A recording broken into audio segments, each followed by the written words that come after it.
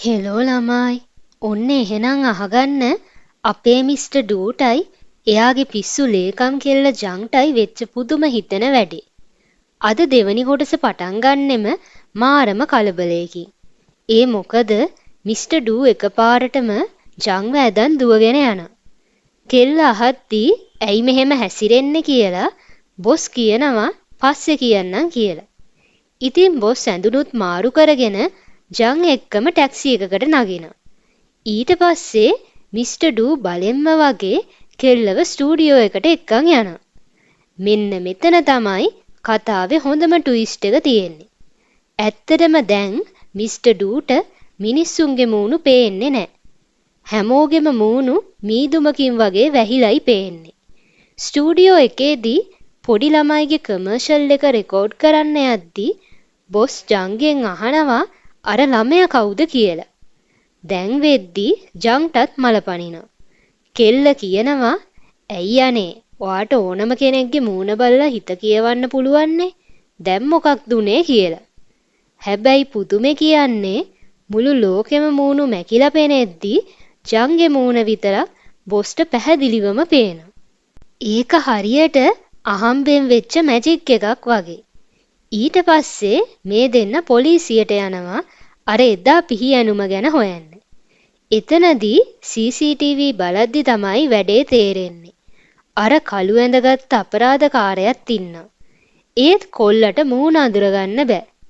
පොලිසියෙන් එළියට ආවම මිස්ටර් ඩූ කියනවා මාව ගෙදරට ඇරලවන්න කියලා. හැබැයි ජං දැන් ලේසි පාසු කෙල්ලෙක් නෙවෙයි. එයා "සෝරි බොස් මං දැන් ඔයාගේ සෙක්‍රටරි නෙවෙයිනේ. ඔයාට ලොකු කා එකක් තියෙන්නේ. තනියම යන්න" කියලා යන්න යනවා. ඊට පස්සේ කොල්ලා ගෙදර ගියාම තමන්ගේ අම්මවත් අඳුරගන්න බැරි වෙනවා. ඒත් එක්කම එයා හොස්පිටල් එකට යනවා. කොල්ලා අඬ අඬ ඩොක්ටර්ට කියනවා මට හැමෝගෙම මූණු නැතුවයි දැන් පේන්නේ. මං ඕන තරම් සල්ලි දෙන්නම්. මට කලින් විදිහට හදලා දෙන්න කියලා. ඇත්තටම මේ වෙලාවේ කොල්ලා ගැන ගොඩක් දුක හිතෙනවා. හැබැයි එයා දන්නවා එකම එක දෙයක්. ඒ මොකද්ද දන්නවද? එයාට පේන එකම මූණ ජංගේ විතරයි කියලා. මේ අතරේ ජං කෙල්ල වෙන තැනකට ඉන්ටර්විව් යනවා. එතන බොස් කියනවා ලේකම් කෙනෙක් ලස්සන තරුණ වෙන්න ඕනේ කියලා. ඒක කිව්වම කෙල්ලට හොඳටම කේන්ති ගිහින් බොස්සත් නෝන්ඩි කරලා දාලා එළියට එනවා. දැන් කෙල්ල නියමයි නේද? දවසක් ජං කෙල්ල යනවා ස්ටේජ් ඩ්‍රාමා එකක් බලන්න. එදා එයාගේ යාළුවා එනවා කියලා කලින් කිව්වට එයාට එන්න හම්බෙන්නේ නැහැ.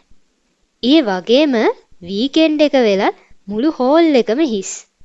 මෙන්න ටික වෙලාවකින් මිස්ටර් ඩූ එනවා ජංව හොයාගෙන. එයා ජං ළඟට ආපු ගමන් සාක්කුවේ තිබ්බ ටිකට් ඔක්කොම බිම වැටෙනවා. දැන් තමයි වැඩේ තේරෙන්නේ. මිස්ටර් ඩූ ෂෝ එකේ ඔක්කොම ටිකට් සල්ලි දීලා අරන්. මිස්ටර් ඩූ කියනවා මට ලෝකෙම මූණු පේන්නේ නැති වුණත් ඔයාගේ මූණ විතරක් පේනවා. මං ඔයාව ආයෙත් වැඩට ගන්නවා කියලා. කෙල්ලට හිතා ගන්න බෑ මේ මොකද්ද වෙන්නේ කියලා. එයා හිතන්නේ බොස් එයාට බටර් ගානවා කියලා. ඒත් ජං බොස්ට ගෙදර යන්න කියලා කියනවා. එයා ඔෆර් එකට කැමති වෙන්නේ නැහැ.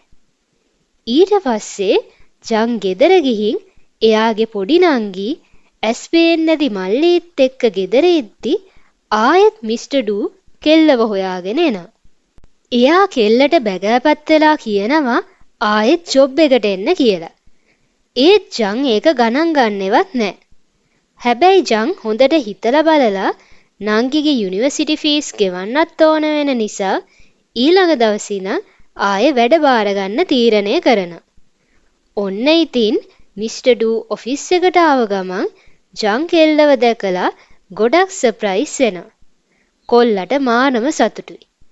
එදා දවසේ මිස්ටර් ඩූට ජං අඳුන්වලා දෙනවා එයාගේ අලුත් ඩ්‍රයිවර්ව. හැබැයි ඇත්තටම මේ අලුත් ඩ්‍රයිවර් වෙන කවුරුත් නෙවෙයි. එදා රෑ මාස්ක් එකක් දාගෙන කොල්ලව මරන්න හදපු අපරාධකාරයයි මේ. බොස්ට මූණු පේන්නේ නැති නිසා එයා දන්නේ නැහැ මාරයා එයා ළඟටම ඇවිත් කියලා. ඔයාලා මොකද හිතන්නේ? මේ සැරේ කොල්ලට බේරෙන්න පුළුවන් වෙයිද? අපි ඒක ඊළඟ කොටසින් බලමු. මතක ඇතුව channel එකත් subscribe කරගෙනම යන්න.